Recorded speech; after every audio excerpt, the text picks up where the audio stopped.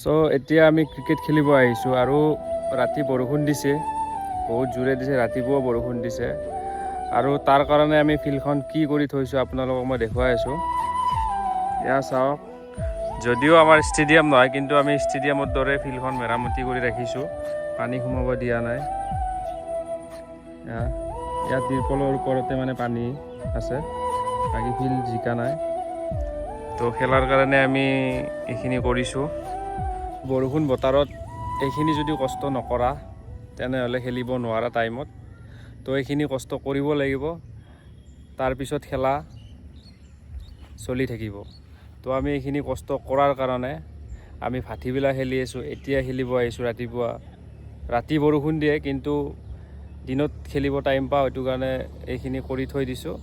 কিন্তু এইখিনি যদি নকৰিলোঁ হয় তো ৰাতিপুৱাও খেলিব নোৱাৰিলোঁ, ভাটিবেলাও খেলিব নোৱাৰিলোঁ, কাৰণ ফিল্ডখন একদম বেয়া হৈ গ'ল।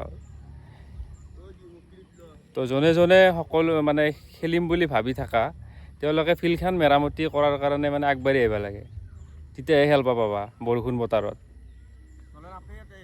যাতে আপিৰ পিছত নুঘূৰি ফিল্ডখনত মানে অলপ ধ্যান দিয়া, গম পাইছা না? আপিৰ পিছত নুঘূৰি আপিৰ পিছত ঘূৰি এনে টাইম বৰবাদ কৰাতকৈ ফিল্ডখন মেৰামতি কৰবা, খেলিব পাবা, ভাল লাগিব, দেহাটো ভালে থাকিব, শৰীৰটো ভালে থাকিব।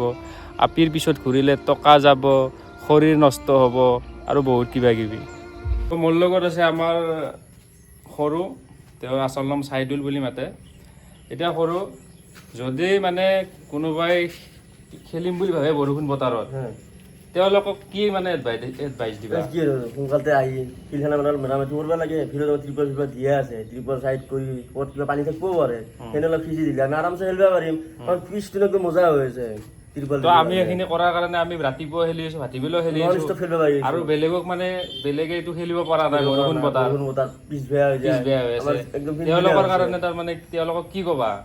তেওঁলোকক কষ্ট কৰক আমাৰ দৰে, তেতিয়া খেলিব পাব। অকল বেটিঙৰ শকত থাকিলে ফিল্ডৰ মানে বেছিভাগ ফিল্ডখনত মেৰামতি কৰিব লাগিব, টাইম ফিল্ডখনক দিব লাগিব, তেতিয়া এই নন ষ্টপ খেলিব পাব। ঠিক কথা কৈছে। সকলোৱে ফিল্ডক মানে ফিল্ডখন ভাল কৰি ৰাখক বৰষুণ বতৰ, আৰু ৰেগুলাৰ খেলি থাকক।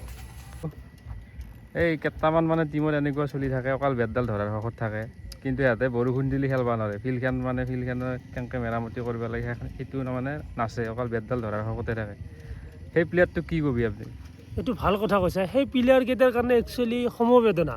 তেওঁলোকক অকল বেটটো ধৰাৰ কাৰণে আহে, বলিং বেটিং এই দুটা বস্তুৱে লাগে, আৰু ফিল্ডিঙতো না বেছি গুৰুত্ব দিব, আৰু পিছটোৰ বিষয়টো একো গুৰুত্বই নাই। আমি ভাল কৰি যদি থৈ দিওঁ, ঠিক ঠাক কৰি থৈ দিলোঁ, তেতিয়া আহি সিহঁতে বেটডাল আগত হাতত ল'ব, বেটিং, তেতিয়া বিৰাট কোহলি, শচীন তেণ্ডুলকাৰ আৰু যোনে যোনে আছে, যুৱৰাজ সিং চব হৈ যাব।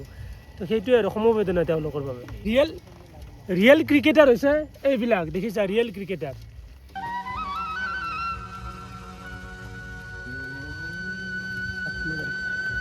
আৰু চাওক গাইজ, সেইবিলাক হৈছে ফেক ক্ৰিকেটাৰ। ছায়াত আহি বহি আছে, গাৰ্লফ্ৰেণ্ডৰ লগত কথা পাতি আছে, এইবিলাক ফেক ক্ৰিকেটাৰ, গম পালে ৰাইজ?